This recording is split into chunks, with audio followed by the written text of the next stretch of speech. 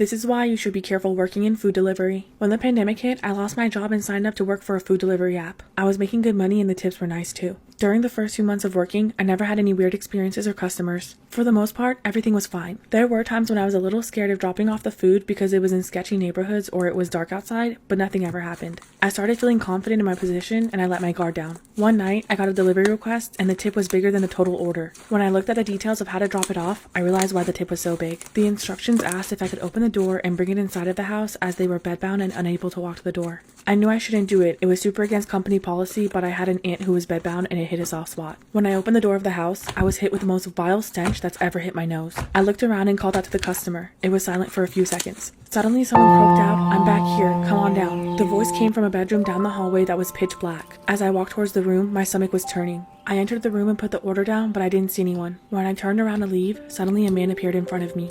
Part 2 of why you should be careful working in food delivery. This man was tall, wore glasses, and was balding. He was also fully functional from what I could tell. In this moment, I realized how badly I had messed up. I was cornered away from the doorway. He thanked me for dropping off his order. I politely replied, "You're welcome," and tried to step around him to leave. He took a step in the same direction at the same exact moment and asked me what I was up to for the rest of the night. My heart was pounding out of my chest, but I quickly replied that I had another order to drop off and that they were waiting, so I had to go. However, he didn't move. Somehow, I mustered up enough courage to step towards him and say, "Excuse me, I really have to go." His hand was on the door and I knew he was either going to let me go or shut it and attack me. He stared at me for a moment, then hesitated and stepped out of the way. I quickly slipped past him and made a beeline for the front door. As I twisted the doorknob, I heard his footsteps running towards me. I swiftly opened the door, slammed it behind me, and sprinted towards my car. I felt the adrenaline rushing through my veins. I looked back to see if he was running after me, but he was just standing in the doorway, watching me run away with a smirk on his face. I never should have gone inside for a delivery and I never will again. This is why you should think twice before getting put to sleep at the dentist. I always had bad teeth growing up. When I was younger, I would stay up late eating candy and drinking soda without a care in the world. A few years later, my teeth needed some serious work. My mom didn't make a lot of money and also didn't care too much, so I never got them fixed as a kid. When I was 18, I got a job and made it a priority to fix my teeth with the money I earned. I did some research online for an affordable dentist and found one that would take my job subpar insurance. When I arrived for my first visit, I immediately noticed the office was worn down and old. From the moment I got there, something didn't feel right, but I chalked it up to being nervous because I was scared to see what the dentist had to say. I also couldn't help thinking about the potential pain of getting my teeth fixed. After the dentist made his initial assessment, I noticed he kept putting his hand on my shoulder as he was talking to me, which made me a little uncomfortable. He said I needed serious work done and advised me to be put to sleep to make it pain-free and easy, to which I agreed. I came in about a week later and was put to sleep while he worked on my teeth. I was pretty groggy when I woke up, but I noticed pretty quickly that something was wrong. I was terrified to realize that my bra was lifted up on one side of my chest. My experience only got worse from here.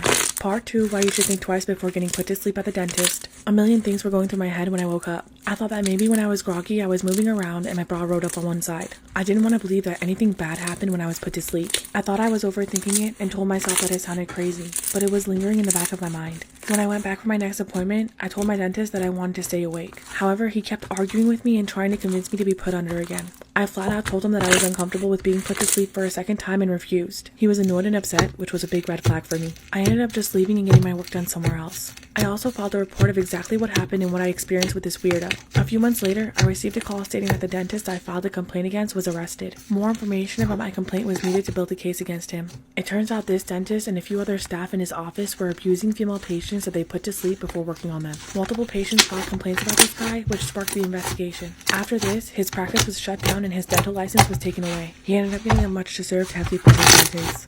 This is why you should think twice about making your friend your surrogate. I always knew I wanted to have a few kids. I've dreamt of being a mom for as long as I can remember. However, due to a medical condition, carrying a baby isn't an option for me. I wasn't going to let this stop me, so I started looking into surrogacy. This process was really expensive and a lot harder than I thought. After months of searching, my best friend Ashley volunteered to be my surrogate for me and my fiance. She knew how much we wanted to start a family. I was so excited and extremely grateful. Ashley and I had been friends for 8 years and I couldn't think of anyone better to be our surrogate. My fiance and I decided to ask Ashley to move in with us so that we could all be there for each other throughout the pregnancy. Everything was going great until it wasn't. Ashley started making a few comments to my fiance that made me really uncomfortable. One night, she asked him to give her a back massage. When he hesitated, she said to him, "I'm carrying your child, you should do whatever I ask you to." I let this comment go even though it didn't sit right with me. Another night, she referred to herself as his baby mama, which made me furious. I told her she was overstepping and she laughed and told me she was just kidding. It only got worse from here. Part 2, why you should think twice about making your friend your surrogate. Ashley continued to overstep throughout the surrogacy process.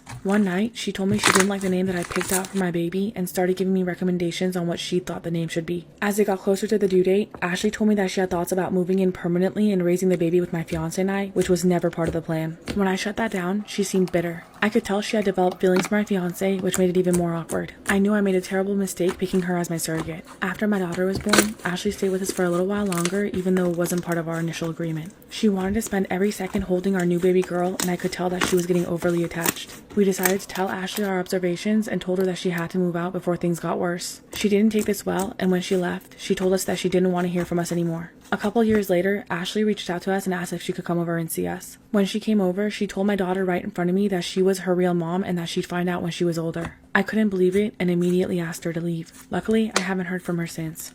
Crime Fanatic Friday, how my sister tried to kill me and my younger siblings. Growing up, my sister Stacy was never mean. She adored me and my siblings, and she was even like a mom to us since ours was mostly absent from our lives. We lived with my dad and grandma, who did their best to make sure that we had a good relationship with our half-siblings. My sister went to go live with our mom because she wanted a relationship with her. After this, I hardly ever saw her until one weekend when my grandma decided to let me go spend the weekend at my mom's. That weekend, my sister was crying out for help when she was beaten by my mom's boyfriend. She ran to my grandma's house, who lives over an hour away, but decided to come back.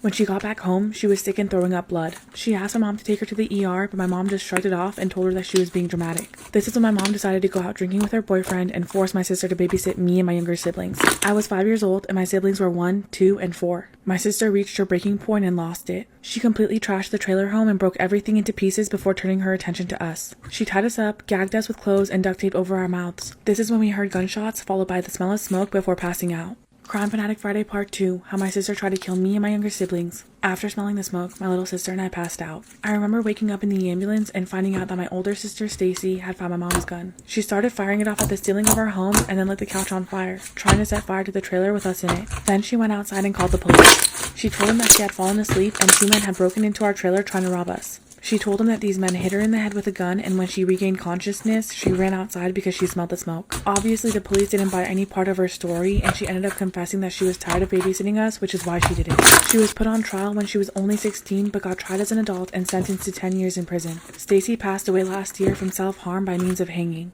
She was only 25 years old. The news articles got all the details wrong and painted her in a bad light. Her life wasn't easy and she was crying out for help, but no one was listening. I've forgiven her for what she did. I love her and I wish that she rests in peace. This is why you shouldn't use your real name online. When I was younger, I was really into meeting friends online, and I always used my real name as my user on the websites. After I turned 18, I matched with someone that lived a few states away. His name was Matt, and he was 21 years old. We quickly became friends, and soon our friendship turned into a virtual friends with benefits situation. We talked all the time and sent risque photos over Snapchat. After a month, things started to shift. He quickly became extremely clingy and would get angry if I didn't text him back right away. I felt uncomfortable and distanced myself as his behavior escalated. Finally, I told him our friendship was no longer fun or healthy, apologized, and blocked him on everything. A couple days later, someone with my full name as their user added me on Snapchat. When I accepted, they started insulting me and I instantly knew it was Matt. He said he wanted to be with me, and when I disagreed, the threats started. He sent my work and home address along with emails and numbers which belonged to different people I knew. He threatened to send all our conversations and my nudes to them. I was terrified and quickly blocked him, but he kept making new accounts to harass me. Eventually, he stopped and I thought it was the end of it. Until one late night after work when I walked to my car and noticed a car parked facing mine with their high beams on. Part 2 of why you shouldn't use your real name online. I ignored the car, got in mine, and drove off. Almost immediately, I noticed the car was following me. I decided to drive away from my house and then to a Walmart to lose this person in the busy aisles, but they were on my tail the whole time. Panic set in as I drove even further out. When we came to a red light, they switched lanes and came up right next to my car. I was so scared I didn't turn my head fully, but just a little to get a glance of who it was. I didn't need to see his whole face because I instantly knew it was Matt. He waved at me, but I looked forward the entire time. He had driven hundreds of miles just to stalk me. My heart was racing and I voice dialed my friend. A few lights down, I looked over and saw him wink and smirk at me and then finally take a right turn. I went to my friends and stayed the night. When I got home in the morning, my sister told me that someone dropped off roses for me in the middle of the night. When I plugged my phone in and checked, there he was with a new account to harass me again. As a last-ditch effort, I lied to him and told him that I met someone else and that's why I couldn't talk to him anymore. For some weird reason, he respected this even though he was a little angry. I blocked him one last time, changed my user on all websites, and have been careful ever since.